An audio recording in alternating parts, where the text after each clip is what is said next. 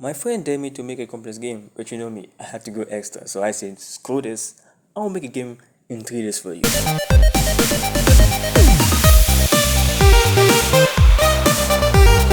First, I needed an idea, but it had to be first person. Why? Yeah, because it's easier. Okay. Once I had the idea, which you will soon find out, I made a character controller in an empty scene. Now, movement worked. Kinda. We'll get back to that. Now, for this game, I changed the name a bit. You now look by holding RMB. What's RMB, you ask? Silly goose. It's right mouse button. Keep up, will you? Now, you attack with the left mouse button, so it's a bit more different. When you attack with the left mouse button, your palmer will not move. Good? Good. Now, the idea is Fruit Ninja, but in first person, with a cool badass enemy and a sick tune. Now, cutting enemies could be done in multiple ways because Fruit Ninja also had slicing of fruits. But one of them was I can put it in Blender, slice them, export, and then swap to a cut up version in the game when it's hit. After zero consideration, I'm happy to say hard pass. I'm not even that good at making a Blender, and that would be a real pain because I have to do it for every model.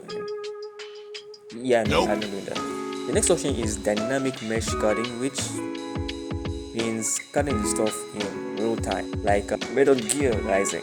Thankfully, I didn't have to fry my brain over this because I already had open fracture, but with some programming, I actually got the effect I wanted. But now, all I needed was a simple mesh to act as my blade, since it uses a mesh to cut other mesh. Now, I grabbed a simple sphere, I scaled it down, and slapped a school train on it, and boom, we had a game, folks.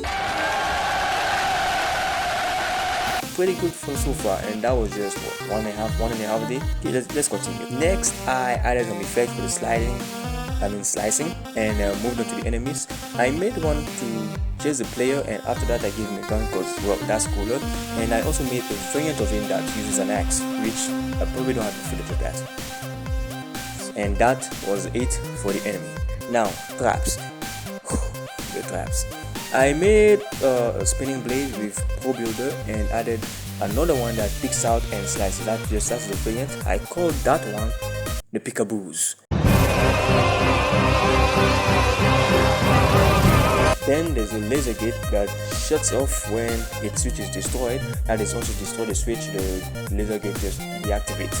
And for some extras, I added a score system that reduces over time, and you gain points for every destruction. That was on the second day. And I made a tutorial also, which was okay in my perspective. I don't really know how good it is.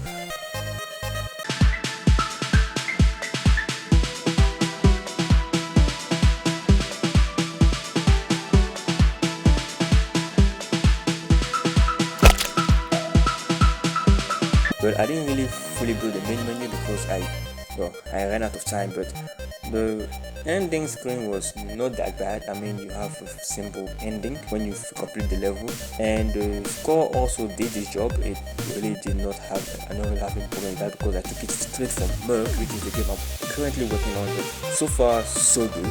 And yep, basically I did all of this in 2.5 days and finished the next 2 days, but that was it. My friend actually liked the game, so he wants me to upgrade the game. So yeah, I'm going to upgrade this game.